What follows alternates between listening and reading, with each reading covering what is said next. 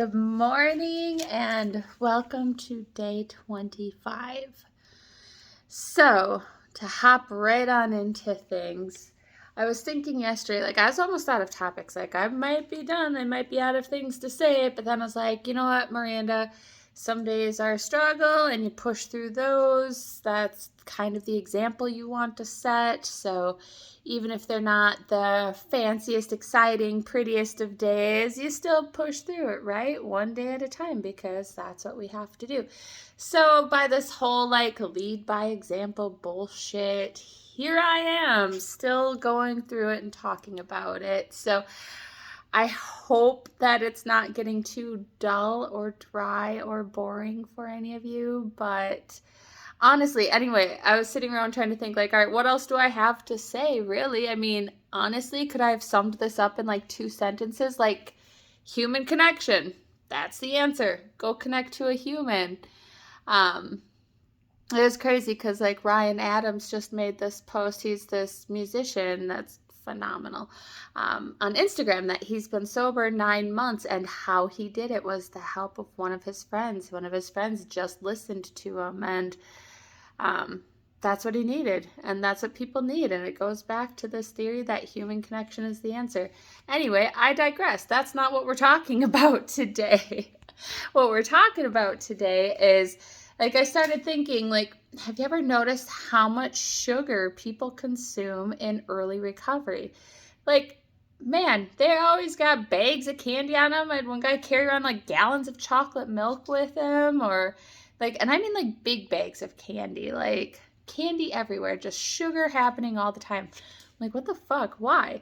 And then I was thinking about it and looking into it a while back, and yeah, it obviously makes sense. So with sugar in particular, our body sees that as producing energy.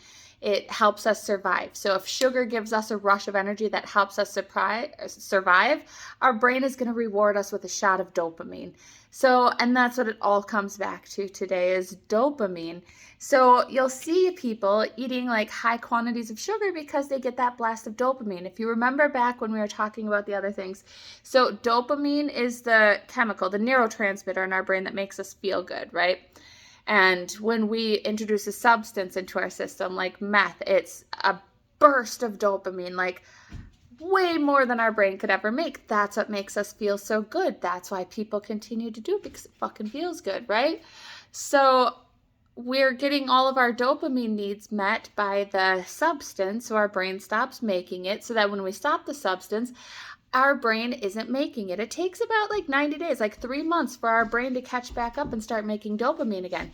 So in that first 90 days, those first few months, I think that it's really important that we are getting dopamine in other ways. So that's why we're seeing people with these sugar, fascinations, we'll call it, because they're looking for that surge of dopamine, so it feels good.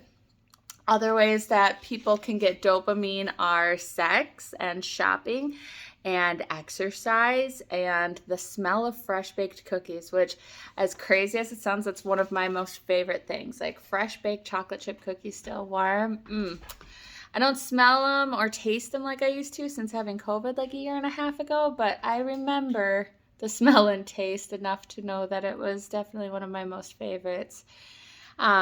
But yeah, looking for ways to surge this dopamine. Not even surge it. We don't want to surge it like we did with the substance use. Just something to kind of kickstart it. Re-show our brain hey, we need this. And then maybe it prompts it to make it. Even if it doesn't, it helps us feel good just for a little bit when we're not feeling so good, especially in that early recovery. Something else I stumbled across. This one I've never even heard of till last night. This other shit, yeah, sure, I've known this, but last night I discovered something called a dopamine diet. You ever hear of this? It's this whole diet thing that, and it's not even created for addiction. It's just these exercise people create diets for anything, right? But this is all just dopamine inducing foods, the foods that will help release dopamine. So it feels good, right? And it sounds so much like other diet foods. The things on here were dairy. Oh, I guess that's not so much. A lot of diets cut out dairy, but dairy, milk, cheese, yogurt, like, I'm from Wisconsin. We're very serious about our cheese here. So, I mean, it goes to show why we're all so fucking happy, right? Because the cheese, the dairy, the dopamine makes sense now. I'm just kidding, but a little. Other things, let's see, unprocessed meat like beef, chicken, and turkey, omega-3 rich foods like salmon and fish, eggs, fruits, vegetables, specifically bananas, nuts like almonds and walnuts, and dark chocolate.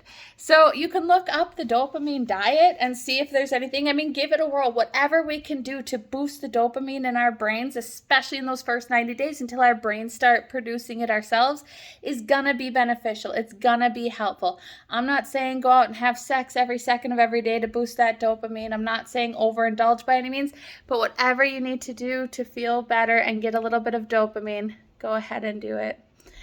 All right, that's all I got for today, guys. Have a good day.